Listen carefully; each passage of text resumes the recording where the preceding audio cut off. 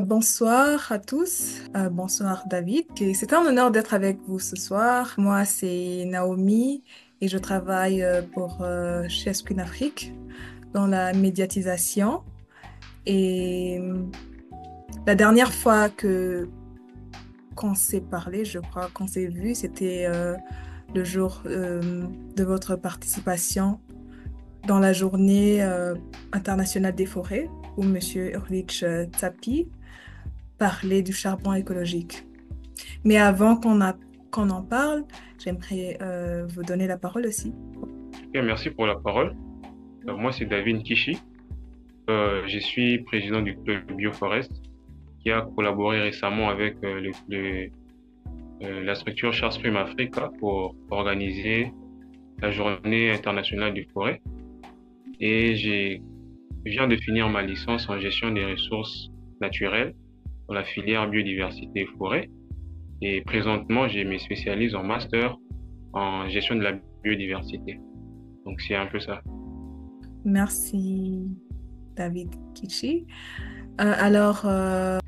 Pour ne pas prendre beaucoup de temps, j'aimerais savoir comment tu as trouvé l'intervention de Monsieur Stapi sur le charbon écologique et comment ça t'a impacté personnellement.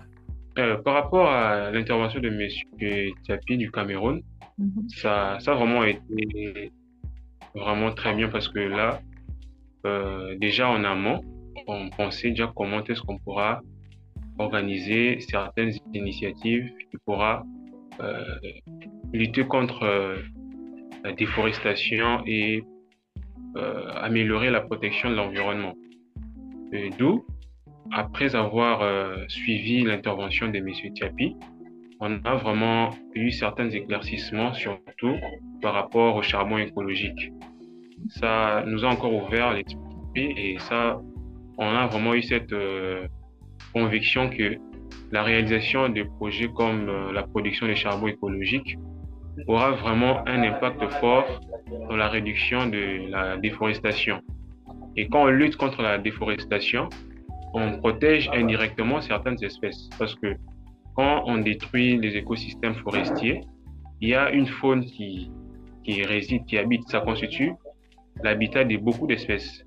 Et quand on fait la carbonisation, on coupe des arbres, tout ça, ça entraîne aussi les déplacements ou la disparition de certaines espèces.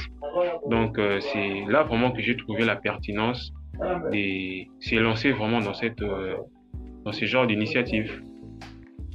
C'est intéressant d'entendre aussi l'impact que cette intervention a eu sur le niveau personnel.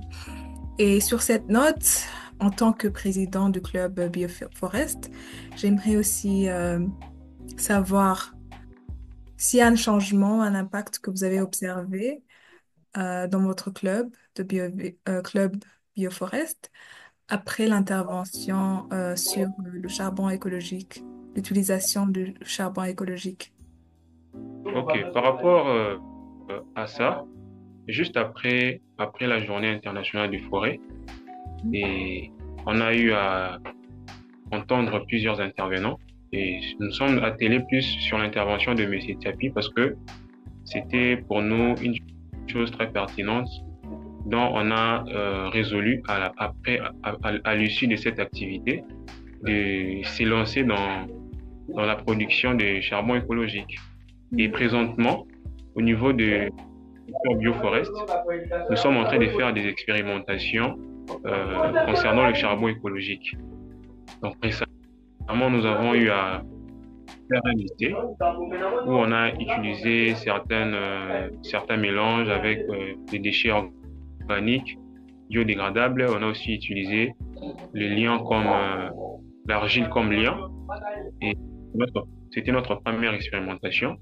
Et nous avons aussi fait une deuxième expérimentation en ajoutant les sciures de bois pour essayer un peu de comparer la combustibilité entre les deux sortes de charbon écologique.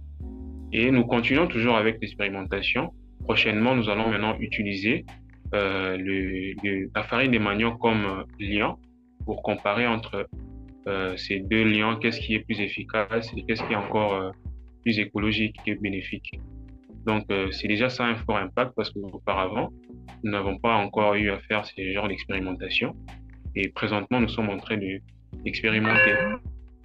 Et quand nous allons finir, c'est alors que nous allons maintenant voir comment est-ce on va maintenant se lancer dans une production à grande échelle pour vraiment avoir un impact pour réduire la déforestation dans notre communauté. Donc, c'est un peu ça. Nous voulons vraiment l'amener dans une démarche trop scientifique et non commerciale. Donc, c'est pourquoi nous faisons toutes ces expérimentations-là pour rester vraiment dans un cadre scientifique. Ouais. En tout cas, c'est très intéressant d'entendre que vous avez déjà commencé à faire quelques expérimentations.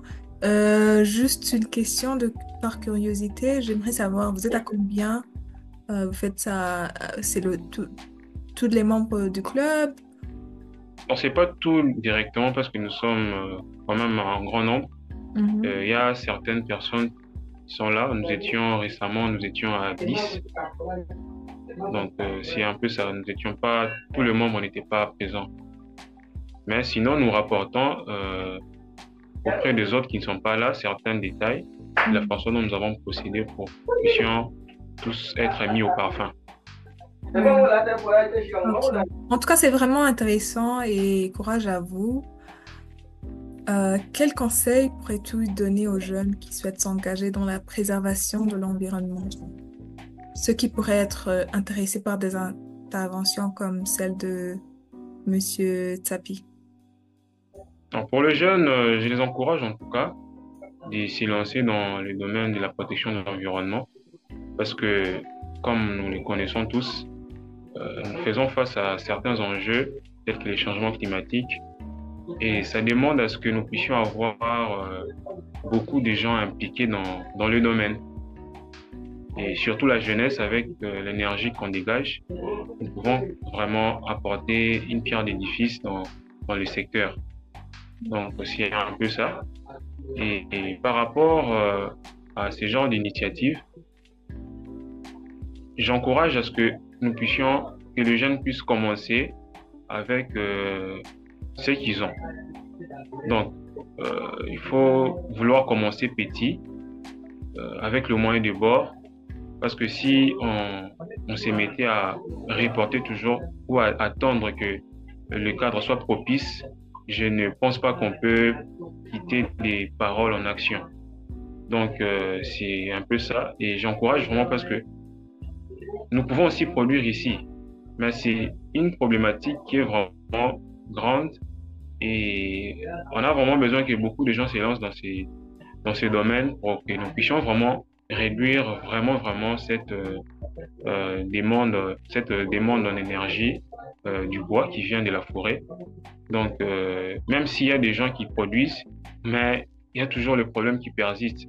Chacun de nous, à son niveau, même dans son quartier, même dans son avenue, s'il avait quand même certains dispositifs qui peut le permettre de produire quand même, je peux dire même un 20 kilos ou bien un 50 kilos, ça peut déjà contribuer à réduire la déforestation, même si c'est indirect.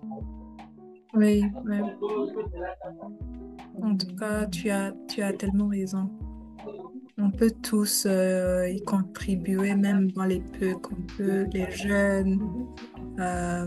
Fin de notre session. En tout cas, je vous remercie beaucoup pour votre temps et c'était très intéressant d'entendre l'impact et ce que vous continuez à faire. En tout cas, courage à vous et on est ensemble. Merci aussi à vous.